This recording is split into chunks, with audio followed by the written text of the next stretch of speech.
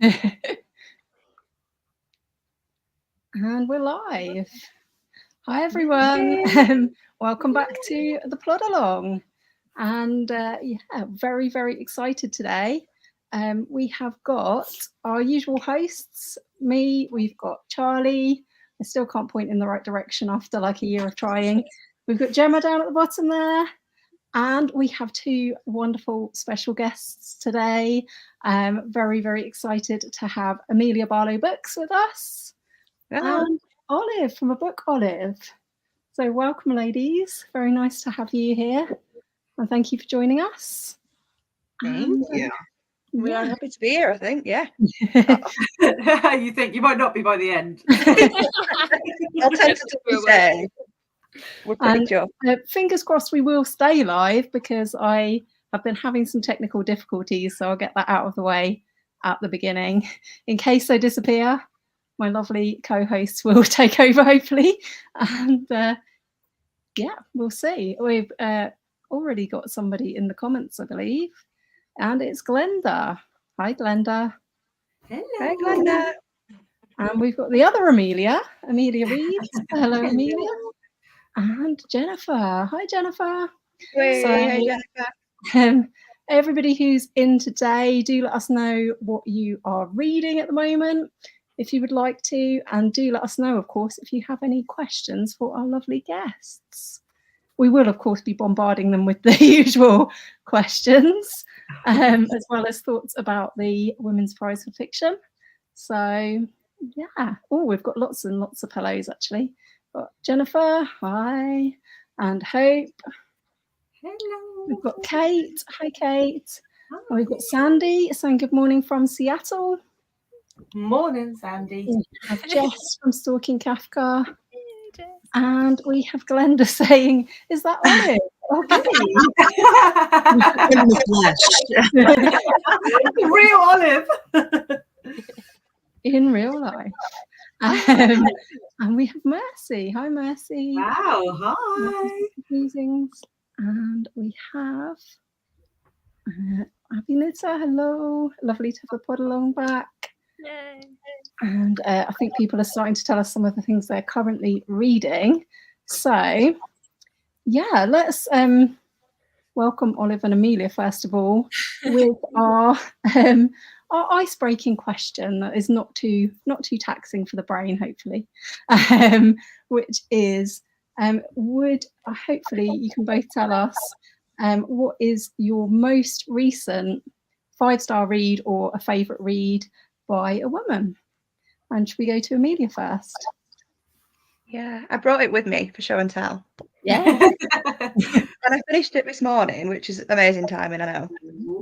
Is this going to be the right way around? It's The Devil You Know by Dr. Gwen Adshead and Eileen Horn. So they joint wrote this. It's non-fiction, which I thought was kind of topical for this discussion about the Women's Prize for non-fiction and stuff. And it's basically a series of accounts from Dr. Gwen's experiences as a forensic psychiatrist. So she's worked predominantly in Broadmoor, but across a number of different sort of settings, psychoanalyzing and giving therapy to mostly violent criminals, mostly men.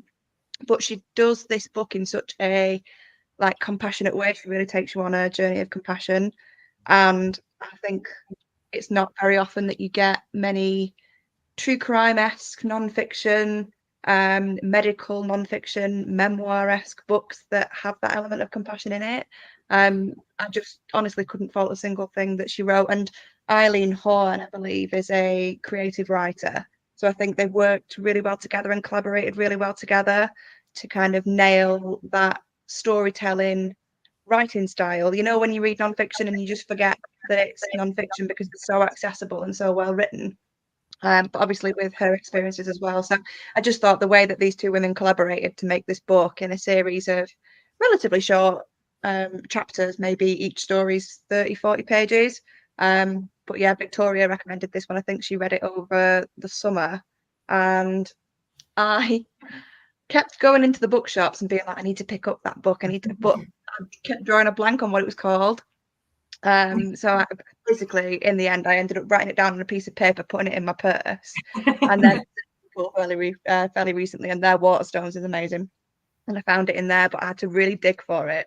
And yeah, pretty much read it straight away. And it was just so wonderful the way that she has managed to just remain so compassionate throughout her entire career and convey that, you know, and look at what the definitions of evil are and things like that, and how people can be so misguided by the way that they judge people who've done bad things. And yeah, I just really respect her. Yeah, that's my book. That sounds That's brilliant. really It's interesting. really fantastic read. I've written it down. I thought you might be writing it down, Charlie. You I've look got my like you notes. were. You know me. And how about you, Ollie? Well, I actually had to go back and see what my last 5-star was. I've been reading a lot of great nonfiction, but for whatever reason, over the past couple of years, I feel like I'm less generous about the 5 stars. Maybe I'm just becoming more discerning in my old age about how many nonfiction books I've read up to this point in my life. But the last 5-star one was one that's actually pretty personal to me. It's called The Joy of Movement by Kelly McGonigal. I got it from the library, so I had to write it down.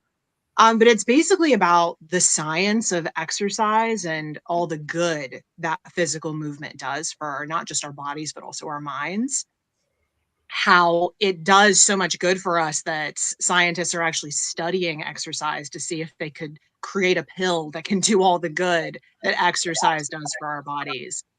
And it's something that's been very important over the last 2 or so years of my life. So it's a really well done book. I love that the science is mixed into a lot of personal stories, but also, of course, I have that personal connection with it. So that's been nice as well. Oh, that sounds amazing. Sounds really good. Yeah. Another one, I've got written it down. It looks like we've lost Alice. She'll be back, I'm sure. She'll be back. It's fine. So I think we'll just run through a couple more comments while we're waiting for Alice Yeah, that's good. to join us. So Amelia's saying she's reading A Still Life by Josie George. I don't think I know that one. Oh yeah, I think I heard about that one because that was that's a few people have mentioned that. I'm sure Jen Campbell mentioned it. There was quite a few YouTubers. Is it chronic illness or something like that? Maybe. Possibly. Hope is reading The Warmth of Other Suns, which I really want to read. That's Isabel Wilkerson. That's I bet amazing. you know that, Olive. I need to read that. I read Cast, and that was incredible. So I need to go back and read the book. And then Isabel Wilkinson, there's a movie, isn't there? I think Cast has been made into a movie.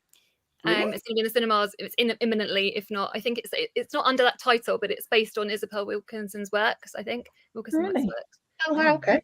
Yeah. I have to keep an eye out for that. Interesting. And Hope's also reading Chain Gang All Stars, which is awesome.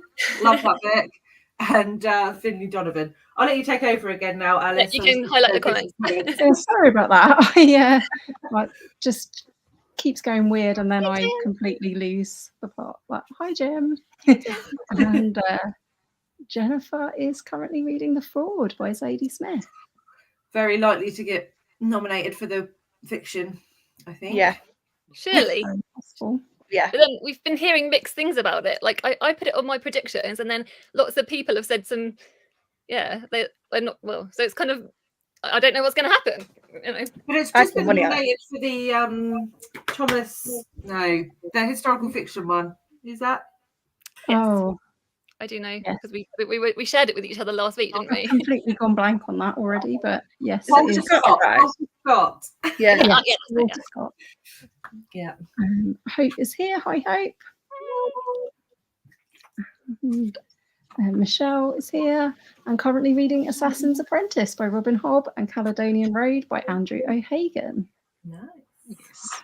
Did Andrew O'Hagan write Mayflies? I think so.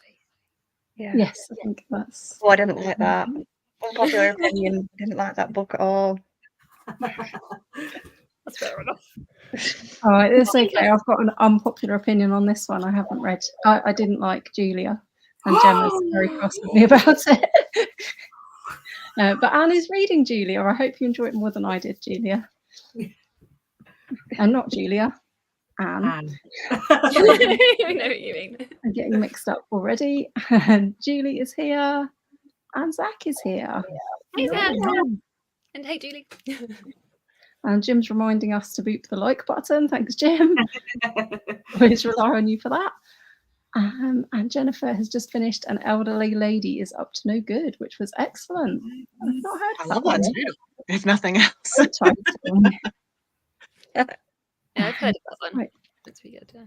Anne is reading The Women by Kirsten Hannah. 5 stars was, I presume, Anne's last 5-star by a woman. Oh, nice. Yeah. And Glenda's reading Stay Awake by Megan Goldin. And also Q by Helen Hanff. I loved your review, Olive, of her books. Yeah, I love Helene Hanff. She's incredible, and I went through all of her books and talked about all of them, which was great fun. I didn't actually realize she had a lot of books. I know, yeah. Everyone knows 84 Charing Cross Road, but she wrote others. She wrote a memoir about trying to become a playwright in New York City. She wrote Q is mainly about her inspiration for getting into reading, which obviously then led her to the events of 84 Charing Cross Road. And then she also wrote a lot about New York City because she's not a native New Yorker, but lived there for the majority of her life and absolutely loved it. Oh, wow. Nice. Did not know that. Hope says it's amazing, but I'm not sure. I presume that's what you're reading, Hope. The end of Julia. I think she's referring to Julia. I think she's referring to Julia because the following comment she said about Julia. Okay. She interviewed him. I don't know. Oh, maybe not. Not sure. Oh, it could be talking about Isabel cast, Wilkerson. Oh, Yeah. maybe, yeah. Cool. Yeah, that's right. Origins. I saw a trailer for it when I was in the cinema. I'm writing that one down. Amazing. Kate reading Memphis. Nice. Last year, that's one of the last year's long-listed ones, isn't it? 2 of our plodders skipping church today to watch. So, hi, which is cool. We've got OMG, that ending of Julia though. Yeah. Oh, I know. No spoilers here. No spoilers here. No, spoiler free, but yeah. Kelly is reading Doppelganger. Me too. Ooh. And Thunderclap on Everand. I've got that one waiting at the library. I didn't realise it was on Everand. It must have only just got put on there. I'm going on there, Kelly. Me too. That's good. Stop the live show. Everybody needs to go on Everand. It's because obviously when the lists all get first announced, not everything's on there, and then you get new things get put on there. So yeah, My library's been terrible. Absolutely. Like, really? you know how I love my library after discovering it last year, but it was great for the Booker and it was great for the Women's Prize last year, but just this non-fiction prize specifically, it's really not been fruitful for me so some far. of these are more obscure. Like I had never even heard of some of these. I know there's at least one that doesn't come out here in the US until June. But then there's one that's been out in the US for a long time. So I know it's based solely on UK publication dates. I think we've heard that, Olive, because quite a few people have said to us about publication in like around the rest of the world being difficult and stuff. So yeah. Yeah, I'll put up this banner because we've nicely segued into our thoughts on the non-fiction long list. My library's actually been really good. I think it has got most of them, apart from the ones that are not published yet. And I think there's one that it didn't have that is published. Which ones aren't published yet? Because maybe those are the ones that I've just so happened to have gone looking for. So Intervals by Marion Brooker is published at the end of February. Yeah, the 28th. Right. Vulture Capitalism is coming on the 14th of March. Yeah. And Code Dependent is coming on the 28th of March. But that explains a lot then, because those are the ones I want to read. And That's why your library hasn't got them, mate. There we go then. Maybe they will get them in. I'll take it back. Slander in the library, but no, I managed to get a hold on Doppelganger. and I've managed to get a hold on Wifedom. Okay. That's the Everything else George we didn't- Orwell one, isn't it? The Yeah. wifedom one. Those are the two I've got out of the library at the moment, actually. Yeah. you So, Oh, sorry. Olive, initial thoughts. You obviously said that a couple are not out yet in the US, but anything jump out at you from the list, or? Well, there is one that I have read because it came out in the US quite a while ago, All That She Carried, which has been Oh yeah. highly lauded, won prizes, been nominated for a number of others. It is absolutely incredible. And I was really impressed with the long list as a whole. Again, some that I had never even heard of, but then some that had come on my radar at various points. But I was really impressed by the variety on it, the different types of nonfiction books that are represented, but also you can tell that it's the Women's Prize for Nonfiction. It's not just books written by women. There are a lot of topics surrounding women and women's issues that are represented as well. So I think for the inaugural one, I think they did a really, really solid job. Mm. Yeah, I mean, we were really impressed, weren't we? Obviously, we won't go massively into the three of our thoughts because we've Already kind of done covered that a bit, but it just so impressed with, like, well, we had not heard of a lot of them to start with, so it brings attention to some great nonfiction we otherwise might not have heard of, but also just so many different topics to choose from. I think there's just something that appeals to we're quite three different readers, and there's something in terms of us alone. Yeah, there's something for each of us that we're quite interested in. Yeah, For sure. which takes a lot. Yeah. And you would hope that too. I mean, it's not just like a prize out there. It's not just something to garner esteem. Like you would hope that people are then interested in going on to read these and then hopefully fall in love with nonfiction, which has been, I feel like, my life's work on this platform. So you would hope that there's a little bit of something for everyone, that one of the books would intrigue just about anyone who looked at it. Mm. I actually think the biggest problem with the long list is that I'm interested in all of them. That's my problem. Yeah. It's like, 16 books. Some of them are very, very large. Yeah, I think there's one over 800 pages. I think the one on South Asian history is. Yeah, that isn't noon. Yeah. That's the one I really, really, really want. But I'm trying not to buy physical books at the moment. But I feel like that's apart from the fact that it's only really available apart from Kindle in physical, but there's no audiobook available for it. So yeah, at the moment. I feel like you would need to do Kindle just for like the sake of your wrists. Yeah, just holding that. There's meant to be some beautiful pictures in. Is there meant to be some pictures in there? I think. I don't know. I imagine there would be. Normally in nonfiction, especially of that length, there are. Yeah. Probably a lot of notes and references and stuff at the back as well. Yeah, like, that's at least 100 pages. Yeah, you'll have at least. Yeah. Yeah, we were looking at some of the page counts, and like, for example, Doppelganger is being taken into the 400s of pages when actually there is a big chunk of notes at the back. It's only about 342 pages of actual writing, and I have read some of the notes to anybody in our comments who was telling me off last time and saying you've got to read all of the notes. I have been reading the notes as I go along, and they're not like super important to the actual flow of the writing, I must say. Don't know if that's a controversial opinion on notes. I prefer footnotes to endnotes. Maybe that's controversial. Mm-hmm. You want me to look at it, it's helpful if it's on the page. Yeah, I do agree with that, actually. I think a footnote is helpful if they want you to definitely read it, for sure. I mean, you don't have to go David Foster Wallace about it, but I do like a good footnote. You don't have to go David Foster Wallace about anything. Just I have no idea who David Foster Wallace is. Also of Infinite Jest, I believe. Really? Okay. And some other very big, chunky books. Like length footnotes. Okay. In that case, yeah. Don't need that. Got time. Oh dear. So I feel like, just to interrupt the talk of nonfiction, we should ask some burning questions. Yes.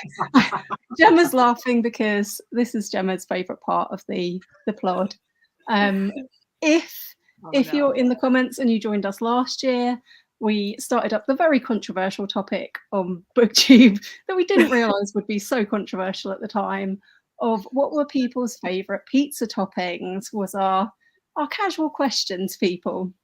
Unfortunately, it usually made Gemma pull a very bad face at whatever was selected. We had quite a lot of vegans and vegetarians on, which was very upsetting to Gemma. So this year we've gone for another controversial non-vegan question. Would you like to ask it, Gemma? To our guests? And yeah, there are wrong answers to this, guys. So Just so you know. just so you're well prepared. Wrong answers only. So, what is your favourite ice cream flavour? Well, vegans still might be upset by this. Vegans will probably still be upset by this. Are you a vegan, Liv? Flavours, or are we talking going posh? Like, It's what you just is your favourite. It doesn't have to be posh at all. Like, well, it's what is your genuine favourite? Like, if you hand on heart, it can be the trashiest flavour. But If you went have into an to- ice cream shop that had every flavour you could imagine in the entire world, what would you choose? Now I'm dying to know what constitutes a trashy ice cream flavor. Like, these are the funny questions. what is a trashy ice cream? So, there are some. There are some. There you go. There's some that I would throw up at. Actually, probably all of them. That's fair. That's fair. So, Amelia, Do you you want to go Amelia? first? yeah, raspberry Amelia. ripple. Anything fruity. Oh, Raspberry ripple. Oh, or raspberry cherry. ripple is an epic flavour. I think that they Yeah. put that on their top tier. I think when we were talking, the Alice and Jem were like, that's top tier. Yeah, apple crumble. There's Ooh, apple crumble. the Spencervale ice cream parlour near me, and they do an apple crumble one, and with white chocolate sprinkles and a cherry, like a black cherry ice cream. It's just the nicest thing you'll ever have in your life. It does sound nice. I For feel like I'm half a going to drive second. up north just to experience this. Yeah. Come up for a day, and we'll go around. We the will. ice You don't have to cream tell us from twice. Eat ice cream. Yeah. I feel like I should pick a disgusting flavor now just so no one gets envious and has to cross the pond to come in.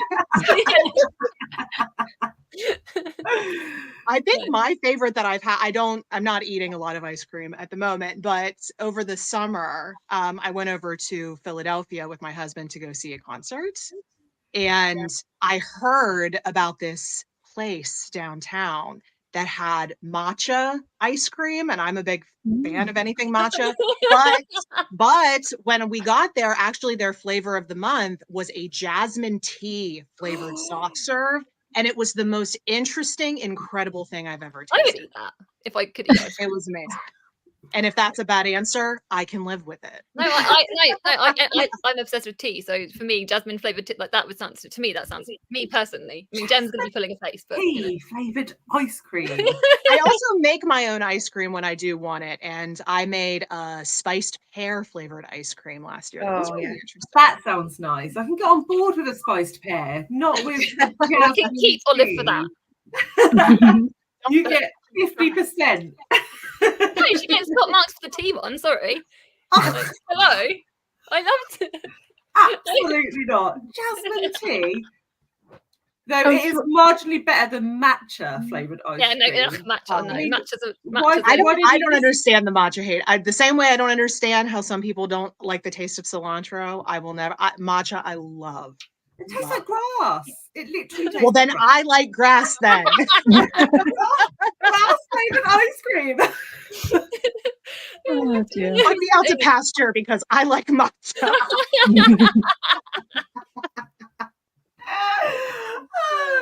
So this has gone down in exactly the same way as the pizza discussions. If We knew it would. anyone missed out on last year, Gemma's reaction to Olive's flavours of ice cream is pretty similar to what we had for pizza last year.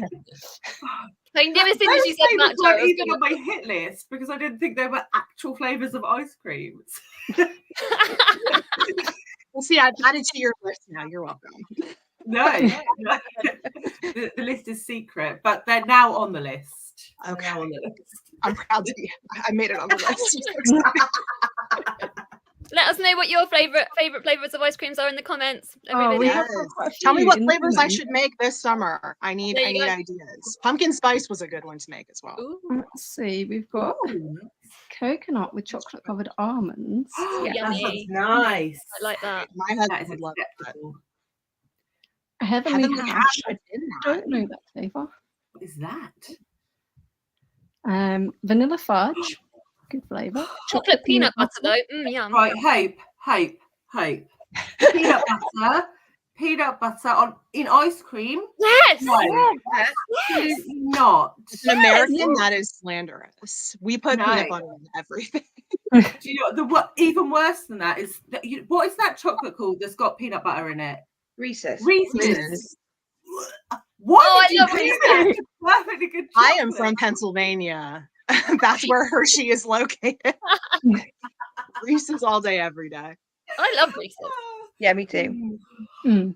Wrong. I did think that this might be coming because Jem, you've previously tried to disown some of us who've had peanut butter in milkshakes, Yes. haven't you? Mhm. Yes, I am. Feeling insecure on my own. Oh, bless you, Lindsay. Lindsay's feeling insecure. Yeah, Jem can do that to a person. Anything caramel also from Hope. Yeah, that's a good answer. Okay, that's better. We've got another No, peanut that's butter better. vote. peanut butter. Ben and Jerry's chocolate therapy. Sounds Yes, good. agree. Ben and Jerry's all day. I love Ben and Jerry's. Jennifer agrees that apple crumble flavour sounds yummy. Incredible. Go on, Alice. One do just triple sec. Chocolate with orange liqueur sounds interesting. I need that. I need that on like a float with some mezcal. I need that. Nice. You see it? We're going to be sending everyone on their Sunday off to the ice cream places. For a Sunday. Yeah, exactly. Perfect. Sundays on a Sunday. Salted peanut butter. No. That's our Everybody friend. wants peanut butter, Gem. I'm sorry. No. Yes. Americone Dream. I don't know that flavour. That's but Ben it and sounds Jerry's as well. Oh, is it? Yeah. good. Gemma's face, yeah. That's all you're We would waiting hate for. to disappoint you by not having Gemma's same face she had for the pizza flavours last year, making new appearances. Philly shout out. Hate matcha. Oh, jasmine tea. I will never understand the matcha hate. Sorry, Olive. And we Or have for the me. vegan ice cream out there, Gemma, and it's great. I think we're going to have to agree That to is disagree, true, yeah. Amelia. The dairy versions. I have to eat dairy free, otherwise my tummy would go bad. So I have to. Yeah. I don't have a choice. There's some I really still good have dairy-free mine. options too. I heard that there's an ice cream made out of avocados. Oh, really? I've not heard that. Oh. I've not tried it. but Can't That's recommend really it. nice. Face. Avocado, Gem's Facebook.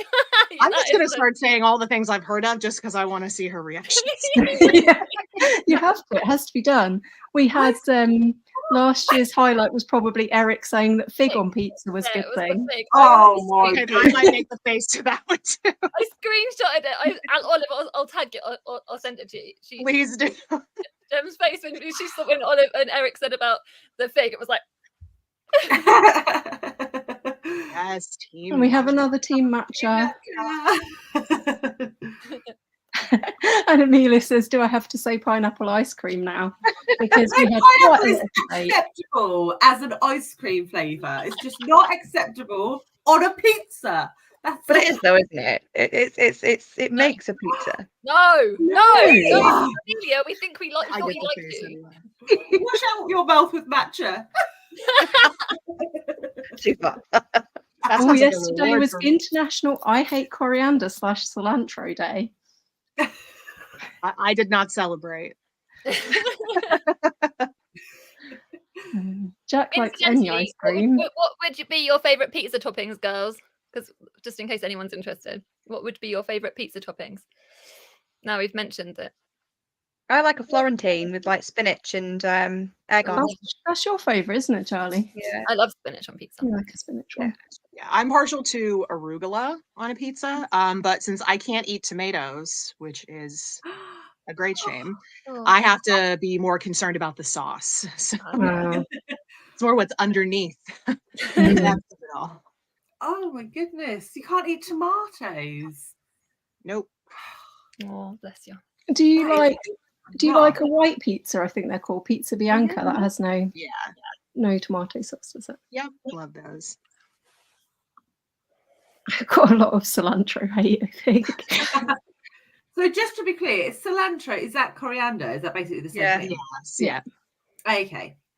Why wouldn't you like coriander? I don't really like fresh coriander. I Sorry. don't really like Some people coriander. actually have a gene that it's like they know which gene it is that makes it taste like soap. Yeah. Really? It doesn't taste like soap to me. I just don't particularly. I'm not particularly fond of it, but I wouldn't like throw something out because it had. Yeah, same. Don't you I'm don't the like same. coriander in every curry though? Like every curry I make has coriander in it. But I don't like when it's in a curry. It doesn't like if it's like fresh. I can't handle it in a salad. But if it's like in a curry, it doesn't bother me. Mm. Yeah, it's more hidden because you got all the spices Yeah, going on in the curry. Yeah. Yeah. Okay, Amelia's with you on matcha. Another matcha lover. And Jack's about to set Gemma off again. You haven't lived if you haven't eaten peanut It's butter going ice to be the cream. peanut butter. The peanut butter is going to be the. No, I have. This is now a peanut butter stream.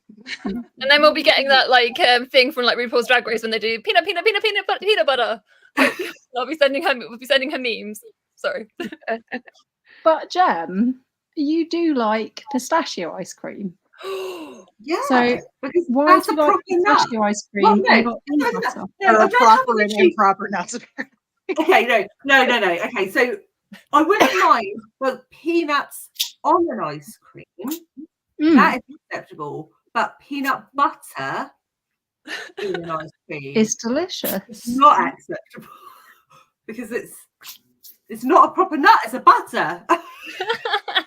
Like the full nut is okay, but like the smushed nut is not okay. The nut All debate. Yeah, Welcome to pistachios the are Wild House, ladies. I feel like this belongs on like an episode of the Great British Bake Off. This whole conversation. Ding, ding, ding. We have a winner. Kate, the worst answer. coffee. Yeah, coffee is coffee is like the bin. Coffee My is like mum loves I love coffee you, ice Kate, cream. but coffee is bin. All I right. think I think it is safe to say that we have the same amount of interest in ice cream as we did in pizza. Yeah, And we've now spent our entire live show talking about ice cream. But, we should, yes. Anyway, peanut butter does seem to be very popular. Yeah. And Jack's about to make Oh, things worse by Jack, saying get peanut out. butter and bacon Get milkshake. out, man. What is wrong with you?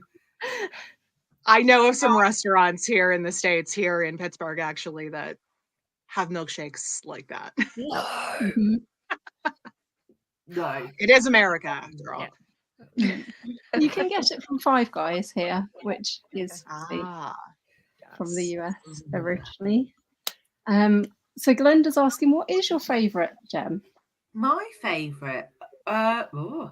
I haven't really thought about that. No, I do like pistachio, but I think I'd probably just go for like a straight up chocolate. Like the more chocolate you can jam into it, the better. So like chocolate with chocolate chips and like chocolate sprinkles and chocolate sauce. Okay, maximum chocolate. Yeah, mine is my specific one is the Ben and Jerry's. I think there's it has to be dairy free and it's a chocolate brownie flavour. That's my favourite. Yeah. What about Gem, what about Nutella? Oh yeah, I like that. I just eat that out of the jar. Yeah, but as an ice cream. Yeah, that's acceptable. Oh wait, I see where you're going with this. No, I'm just asking. I'm just seeing if all nuts are created Okay, equal. Yeah. Right, so I think it's safe to say we have about 7 million comments about ice cream. So I'm never get through them all. gonna scan past some of those. And yeah, we should probably get back to talking about books. Yeah, it is the book. so I'm wondering whether we should talk about books or whether we should talk about our challenge for this. I think we should do the game first. Yeah, we'll do the game first. Let's do the game. Okay. So we have a bit of a game. We I'll haven't try warned to- them, and they're the We first have- ones. We haven't warned Olive or Amelia about this. But for those of you who watched last year we were very, very unkind to our guests, our lovely guests who kindly came on our shows. We tortured everybody by giving them 30 seconds to name as many women's prize listed books as they humanly could. And it turned out that the maximum you could probably name in that time was 30, because Kieran from KD Books did do that. I think We don't know how. I did like We 30. do not know how.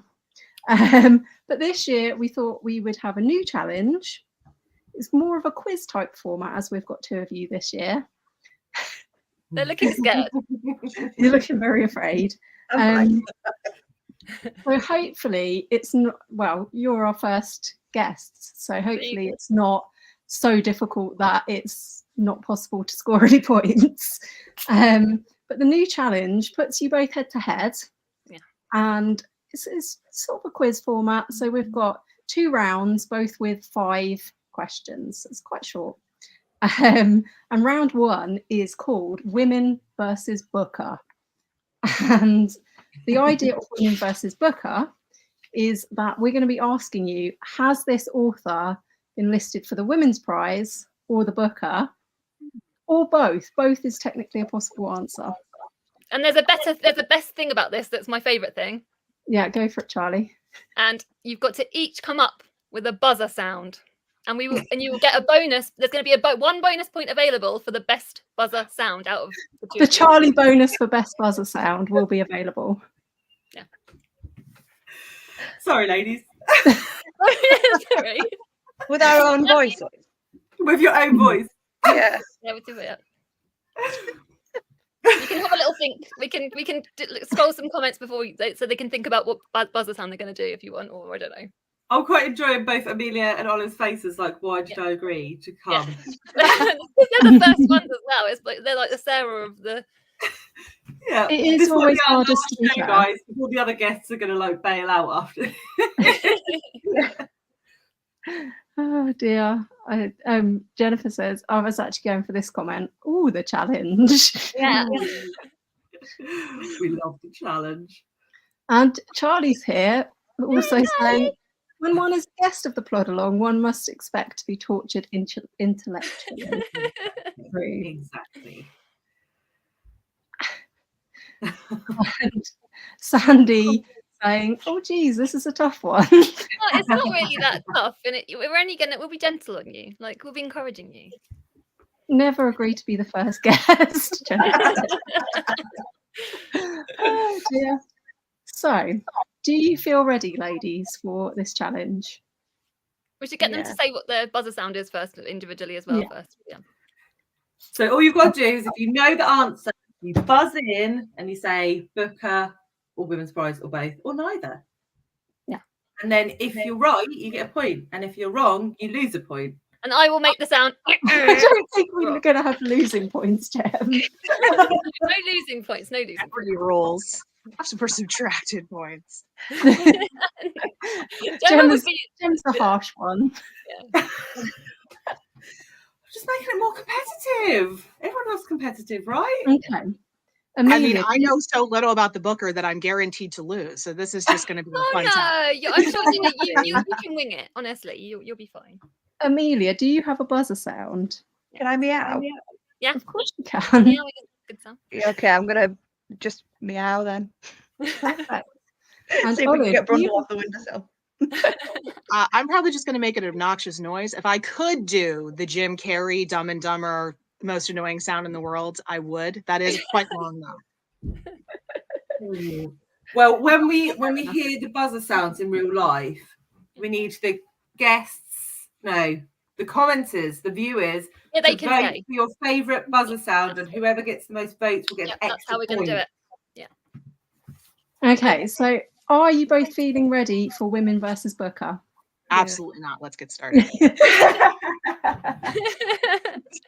So our first Women versus Booker author is Kylie Reid.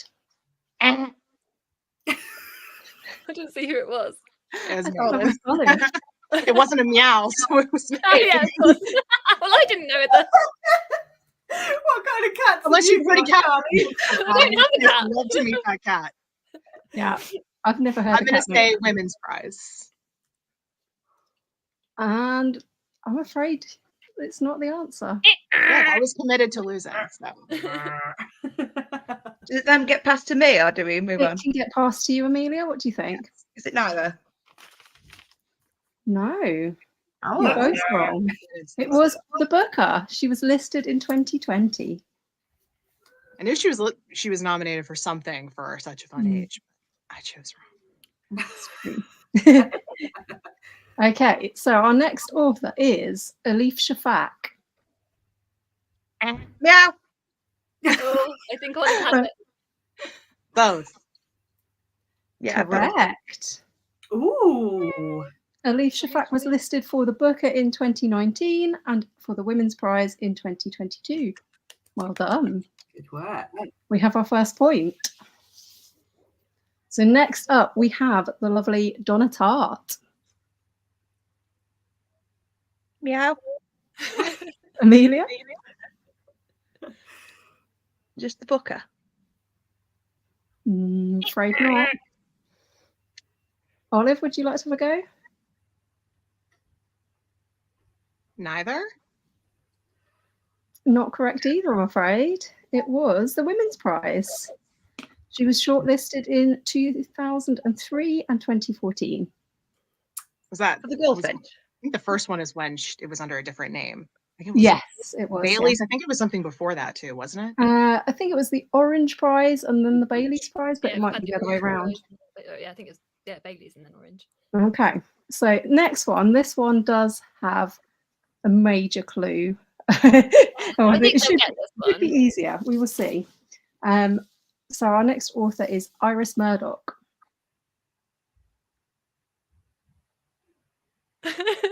Anyone? Go Yeah. on, make a guess. There you go. Amelia. Both. No. I'll say the Booker then. Yes. Correct. Wow. Random guessing. Yeah. I'm not a fiction expert at all. Yeah, Iris Murdoch was around and winning the Booker before the Women's Prize existed. So I don't think she's been alive during the time of the Women's Prize. That was the clue I Yeah, didn't know I took. Yeah, me too. I didn't know that either. Was it the C that she won? What did she? Yeah, it must have been. She won for the C. I can't remember what the year was. I I think think it's in the 'cause that was- 70s. Because that's one of Kieran from KD Books' like favourite books. That's how it's like in my Oh, head. is it? Yeah. All right. I'm going to go a bit further down my list to pick Yeah, an go author who actually does have a non-fiction book as well as fiction. Yeah. So the final author for this round is Natalie Haynes. Meow. I I think it was Olive. Olive first. I think the Booker. No. No. Amelia? She's definitely on the Women's Prize. I'm going to go Women's Prize. Yes. She has been shortlisted in 2020 and longlisted in 2023 for the Women's Prize. What was her non-fiction book? She's written a few. Pandora's Jar. And this year, Divine Mind. Those are non-fiction. But I don't think either of those have obviously not been listed. No, they haven't been listed for anything, but I'm going to write them down. okay. So our second round. Do we have some points so far, Jem? Yeah. So after round 1, Olive is on 2 and Amelia is on 1. So it's all to play for. I didn't take points away. You're good. All to play for. And our second round, hopefully, should be a bit more guessable, but I don't know if it's actually easier. Round 2 is called Longlisted, Shortlisted, or Never. And this one's all about the Women's Prize. So we will give you authors again, and you will get a point if you tell us whether they've been longlisted, shortlisted, or never been listed for the Women's Prize. Also, if they have won it, and you know that, and you tell us that as well as that they've been shortlisted, you get a bonus point. There you go. Okay. There might be some tricky winners in here. Maybe. So are you ready for round 2? Yeah. Same answer as And then we those. promise the torture will be over.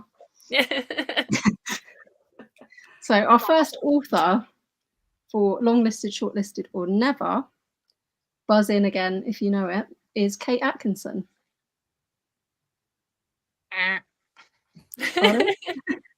I'll say long listed.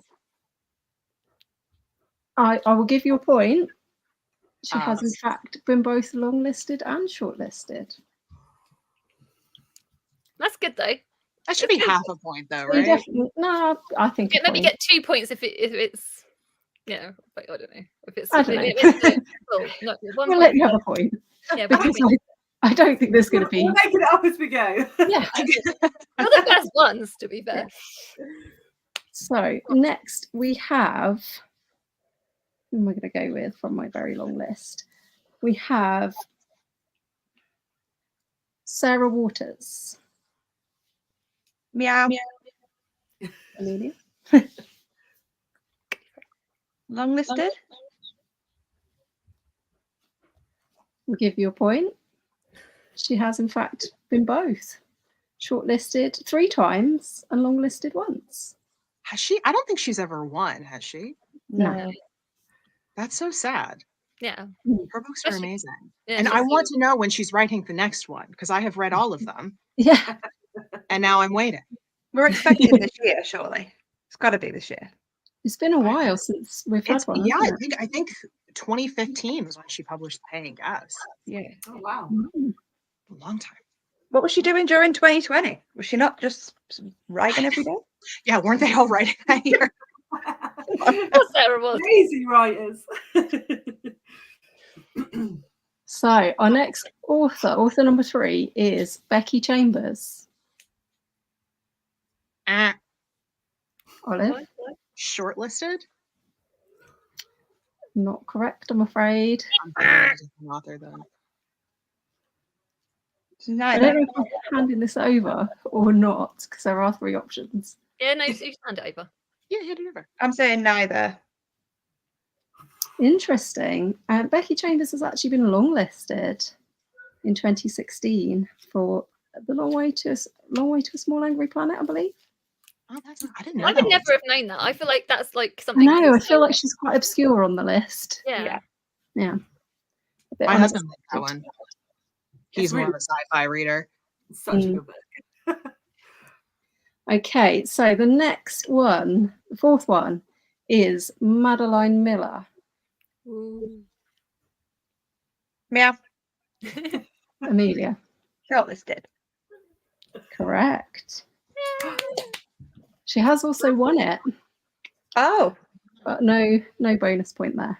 She went for Song of Achilles. Yeah, Song of She did. Achilles. That's She correct. did. So how many points am I given for this, Alice? That was 1. One. One I've point. got it as 3 each at the moment. That's what I've got it as. Oh. Oh, yeah. What, in Total. total? Yeah. Everything's made up and the points don't So, all to play for. It's 3 points each. And we have our final author question. I'm going to go. Son. I'm actually going to go with one of our judges this year, which is Ayobami Adebayo. matter. Olive. Shortlisted in 1. She has been shortlisted. But she She didn't win. hasn't won. Did not Okay. win. Yeah, she didn't win for Stay With Me. Everyone was. It was a really controversial year, and everyone thought she was going to win, but she didn't win. So yeah, I always thought Sometimes. they selected the judges panel based on like they all try to include a prior winner, or maybe that's just other Well, that prizes. would be cool. I think they often include somebody who has had some association, don't they? Like they've been listed, but not always a winner, I don't think. everyone now vote in. Put your vote down whether it should be a meow or a whatever the olive sound was.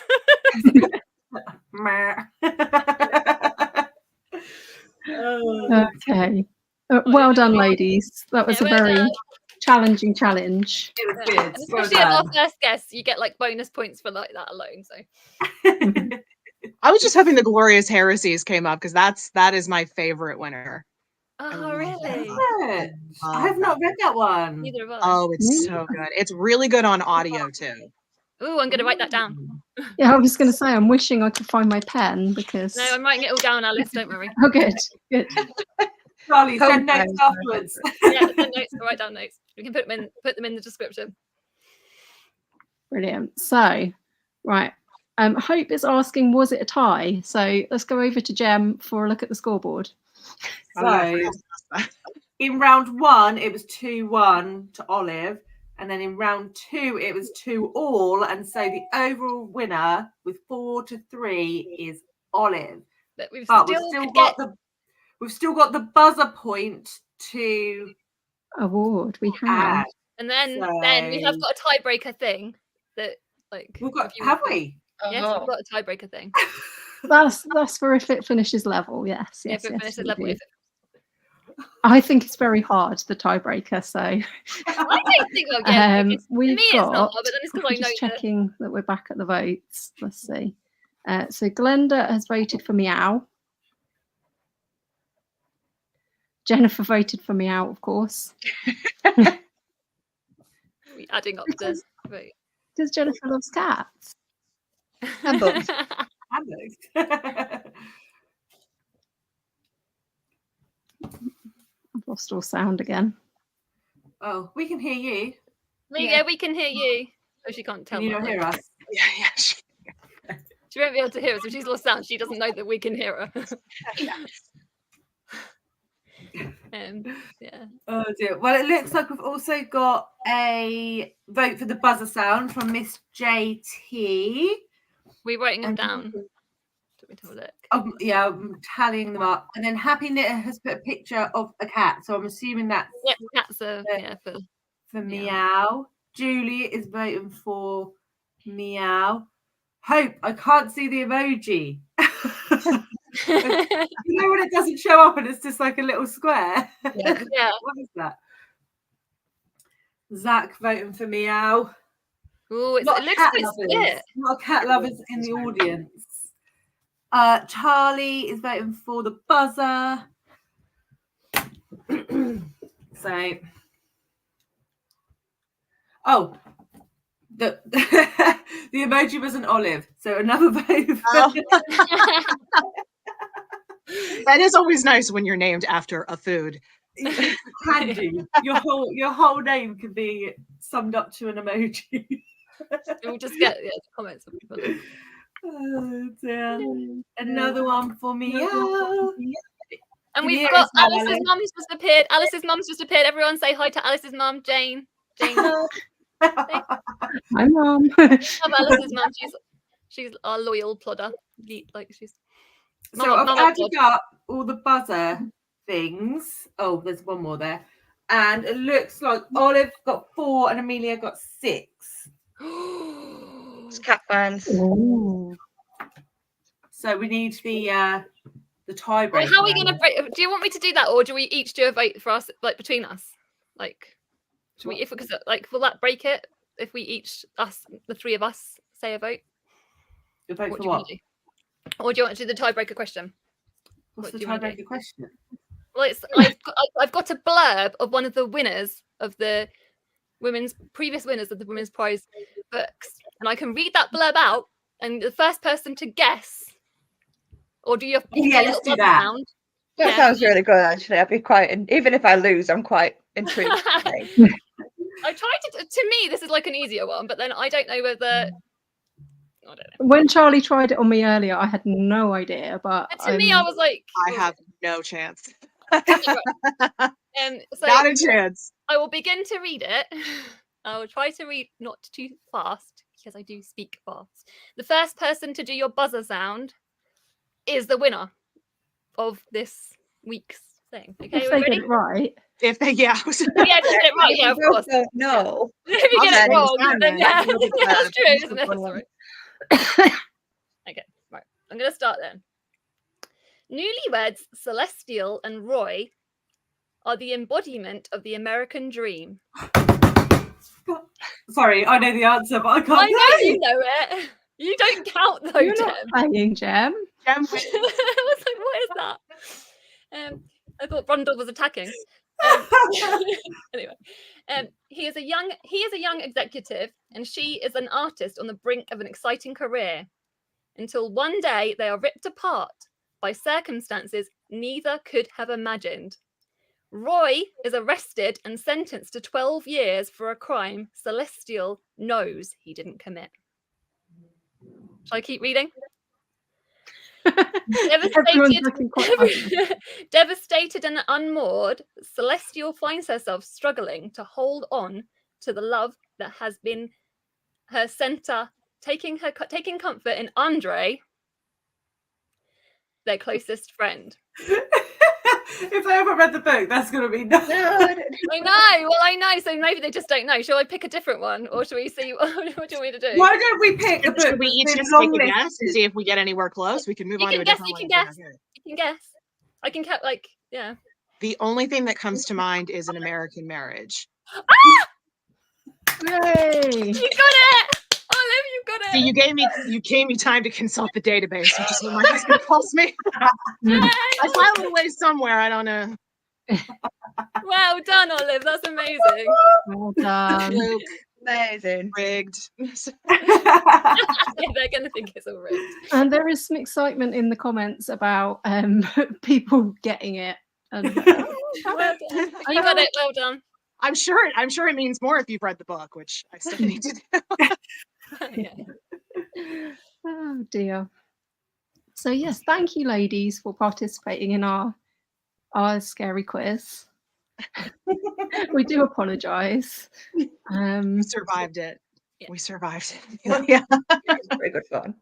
So for our future shows, we can also note that this takes quite a lot longer than 30 seconds of naming Women's Prize nominated books. That did take a lot longer. It did. Should we ask them which books they're going to plan to head to then? What if when they become available, which books from the long list are you planning on heading to, and which predictions have you got maybe for the fiction long list? Yes, because Either of those two things. Hope's asking pretty much the same thing. Which of the long list are you each most excited to read? Definitely Codependent. When that comes out here in June, I will eventually be reading that. The Dictionary People, I was really excited to see on there, if only because I'm a massive word nerd and I've read lots of other books on dictionaries. So including The Professor and the Madman, which I think that book also touches on that story a little bit and then goes further into other people who contributed to the OED. And Thunderclap by Laura Cumming. I know her previous book On Chapel Sands was nominated for the Bailey Gifford Prize back in 2019, and I read it because I was reading all the ones. That one sounds really good. I'm just really into books on art in general. I don't understand art at all, but I really like art books. So that one sounds We had so much love for Thunderclap in our first show, didn't we? In our reaction show. I think that was very, very popular in what people want to read first. But Dictionary People, I'm so excited for. I'm also a word nerd. Very much want to read that. Amelia. Have you read Word by Word by Corey Stamper? No, I haven't. Writing it down. Charlie, write it down. You will love. It's so funny. Who's the author, sorry? Corey Stamper, Kory. Corey. She was an editor for Merriam-Webster for a number of years. And she talks about dictionaries, of course, what their job is, but also what a dictionary's job isn't, and then what it's like to work as an editor and the kind of feedback they get from people. It's hysterical. Excellent. I will definitely try that as well then. Thank you. And Amelia, what are you thinking? What are you heading to? So I tried to reserve a flat place because that's like top of my list, I think. But that's not in the library, so I'm gonna have to buy it. I had a DM yesterday telling me that I would love that book. I think out of all the books on there, that's the one that to me is almost like catnip for me. Codependent, I'm excited to read, but I do so much about AI through work that I have to be like, I don't think I'll buy that one. I think it'll have to be from the library because I know that I'll probably just buy it and it'll sit on my shelves for years because I'll just kind of you know, be a bit exasperated by it. And then like stuff like Doppelganger. So I've tried to read some Naomi Klein in the past, Right. and I've just been so overwhelmed by it. But then Doppelganger was the first one on the list that I was like, oh, I'll love that. And I think it depends on the subject matter, doesn't it? Like nonfiction is so personal to you and how you perceive the topic and the content, and you can surprise yourself by not realizing that you're interested in something. I think that's what it is with Naomi Klein. I think in the past when I've tried to read The Shock Doctrine, it's just gone over my head, whereas this topic seems a little bit more kind of universally interesting for me. So it just depends on how to get on with the writing style. But yeah, Wifedom sounds really good, so I've got that reserved at the library. And there was another one as well. There's another memoir that I'm missing. Is it the Fitzcarraldo? Yeah, that's the one that's coming out. Yeah, so that's why I couldn't find it in the library. But then again, I've never seen a Fitzcarraldo Intervals. edition. That's Intervals. Yeah. That just sounds like it could just break my little heart. So yeah, you know, that I think is the shortest one on the list too. It is. It is 200 pages. Yeah. I'm just laughing at this comment because I'm a good chunk of the way into Doppelganger now, and Hope saying, "Are you sure it wasn't the other Naomi you read?" Because that is like obviously. Oh the yeah, the controversial part of it. That Naomi Klein was being confused with another Naomi. Yeah, and that's where the whole book has come from. But yeah, it's really interesting what you said, because I've never ever read this author before, Amelia, and she has mentioned some of her other work in here, but I'm really, really interested, but I find it quite challenging as well. So far. They all sound so criteria. good. Yeah, one of the criteria is about accessibility, isn't it? I know that because we saw that the lovely Simon's mum did Louise did a review. I watched that, and she said that she thought it was brilliant, but she said she didn't think it was necessarily always completely accessible. Yeah. I think for me, I'm reading it and thinking, like, this isn't always 100% accessible for me, but is that just me? Because I don't really interest myself at all in politics and that side of things, and there is an awful lot of political stuff in it, especially about like US politics, and I think I'm more interested in the other component of it, like all of the sort of actual like doubles narrative, the doppelganger stuff. Also, it does make me very, very angry, a lot of the stuff about COVID, so mixture of emotions in it.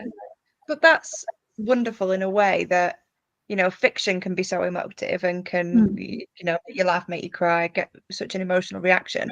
And yeah, isn't it wonderful that so many people would have traditionally written off nonfiction because they think that that's not possible, whether it's memoir or whatever genre of nonfiction you're looking at. Whereas what you've just said is exactly the same sort of reactions that fiction could sort of create. Yeah, I agree. Most people would completely overlook nonfiction for something that could do that. So, you know, I think it's a great place for you to start with the reading, because it gives you that kind of basis for what nonfiction can actually do.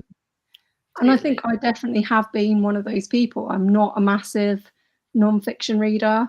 I probably last year read about 13 nonfiction books and over 100 fiction books.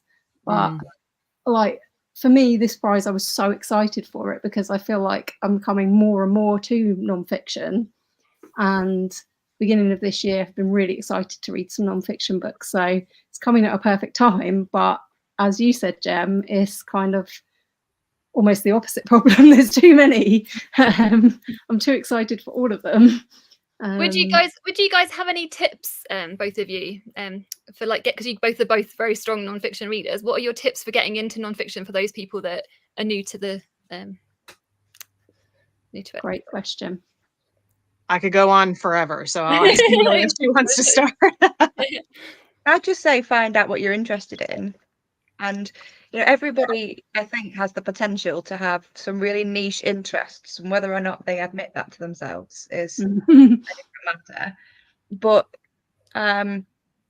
yeah, I think figure out what it is that you're interested in, or what you kind of have gaps in your knowledge about.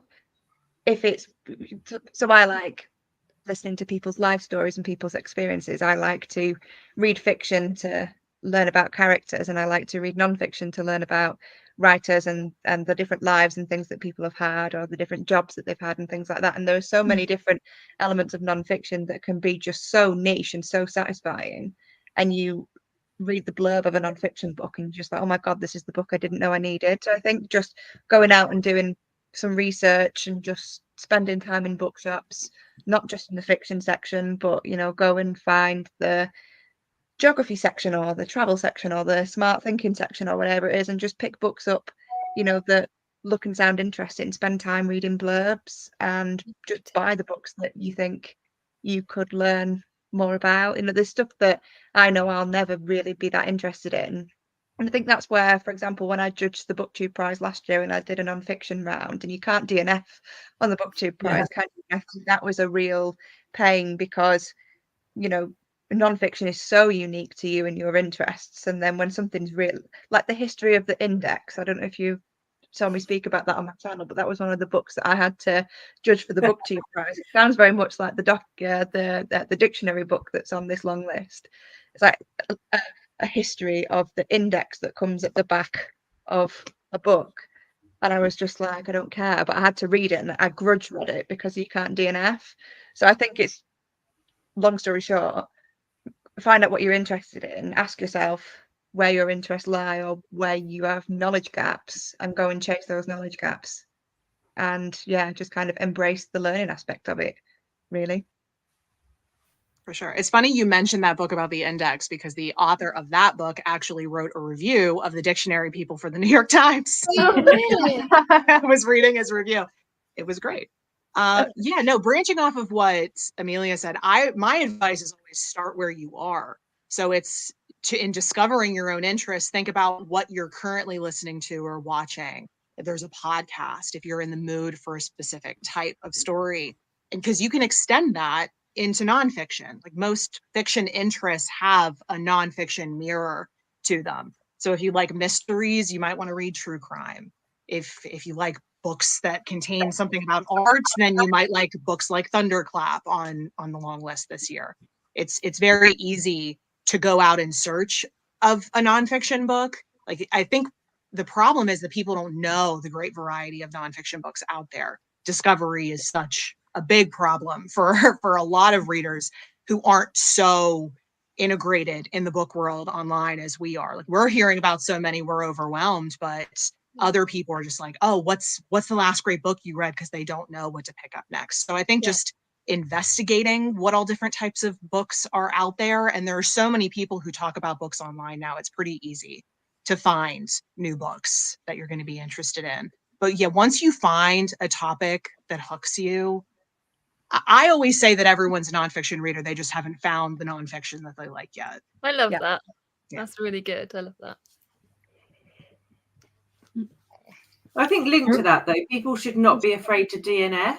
Yeah. Like, especially if you're trying new styles of nonfiction. If it's not for you, just put it down and try something else. Don't force yourself through it and think, I hate nonfiction because I hate this book, because they're all so different, right?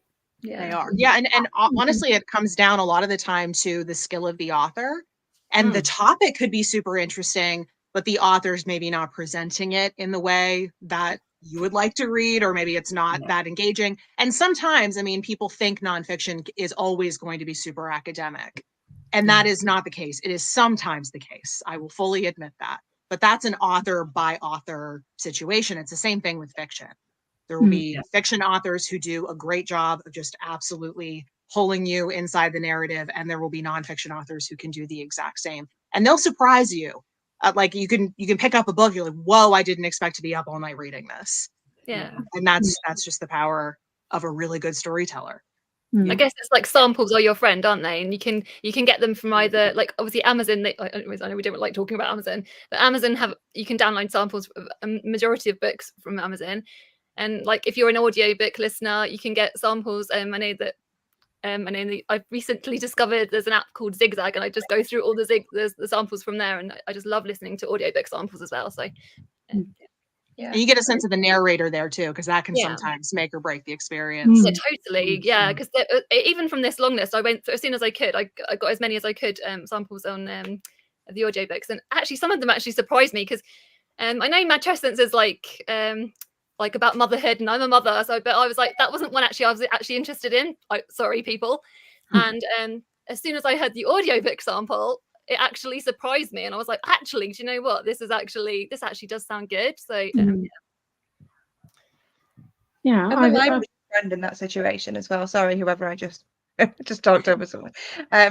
Yeah, that if you are lucky enough to have a library in your area that you can use and that's, you know, sort of like still going. I know some people have lost their local libraries and that sucks, but you know, to be able to go, oh, am I interested in that? I'm not sure. Let's put a reserve on at the library, and then you've not lost anything then other than a little bit of time going to pick it up and taking it back.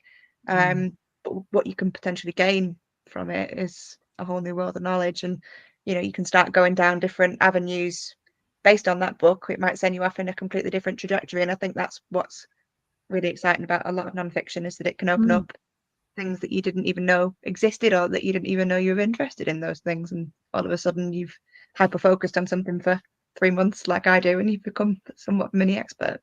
And people are interested in, you know, the true stories of things that happen. I mean, if you watch something like The Crown, for instance, everyone's going to be Googling, did that actually happen? Yeah. Like, that's what nonfiction is there to do. It's to tell you, you know, as accurate of stories as we can get. And it's fascinating stuff. And the truth is oftentimes stranger than fiction. It really is. we believe it.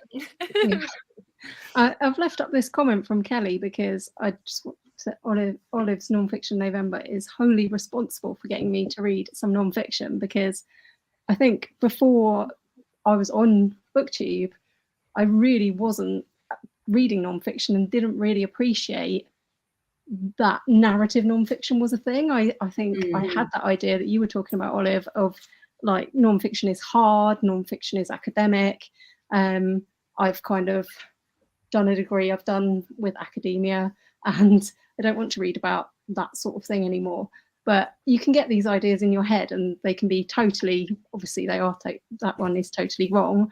And it's just been such a joy to discover that a lot of nonfiction reads like fiction and is just as enjoyable. And as you said, Amelia, like can lead you down these rabbit holes and tangents of like, oh, now I want to find out more about that. Or and even coming to it from fiction, sometimes you read a fiction book and like you said with The Crown, makes you think, oh, this is based on a real thing. Let me go away and read a non-fiction book about the real thing. I do love that. Yeah. So yeah, with lots and lots of comments appreciating non-fiction. Realise that the topics are endless. Follow your passions and interests. I definitely got more into non-fiction from reading books about books. That's my top non-fiction niche genre. So fun. Yeah, if you find a topic in a fiction book, branch out to a non-fiction. Absolutely. And thank you to Amelia and Olive for your great insights on discovering non-fiction that we'll love. Yeah, thank you very much. Because we're so lucky to have you guys. We're so grateful. Yes. And it's been lovely for us to have, I hope I speak for all three of us, to have a show all about non-fiction, because so long we've been talking about this prize and it has been about fiction. Very excited to kick off this new aspect of the prize, this new list, and celebrate it with you two that are so keen on non-fiction. So thank you very much for today. You're so welcome. We really have fun. Yes, thank you. This is a blast. So yeah, I'm thinking, ladies, that we should probably wrap up now. We've been going for an hour and a quarter. Quite a long time to talk.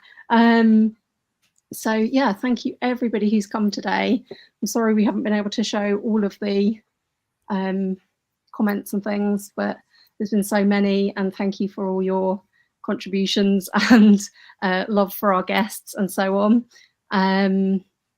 And yeah, many apologies if like my stream has definitely continuously been going in and out, so I hope that hasn't been the case for everybody else, and that you've No. all been all right.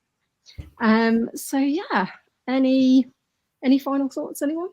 And we've got the we'll be back for the long list, Yes. for the Women's Prize Yeah. Fiction long list. I think is it 8 p.m. we're doing it? Yeah, I think so. Yeah. Have a banner. So that's on. So it's the Tuesday. Is it Tuesday? Oh, I've got the dates in mind. Yeah, Tuesday the 5th of March is our next live show. It will just be the three of us because it's the reaction to the fiction long list, which we're very, very excited about also. So yeah, thank you for reminding me of that, Charlie. That's on Charlie's channel My channel. on the 5th. Yes. And, Yeah, thank you so much, Amelia. Thank you so much, Olive. We're so it's been amazing. So much fun chatting with you guys. No worries. And thank you for being such good sports as well. we I'll never apologise. like peanut butter and ice cream.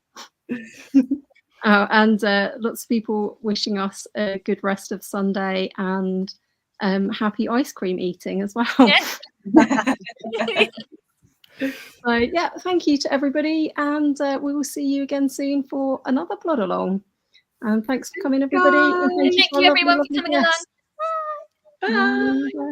Bye.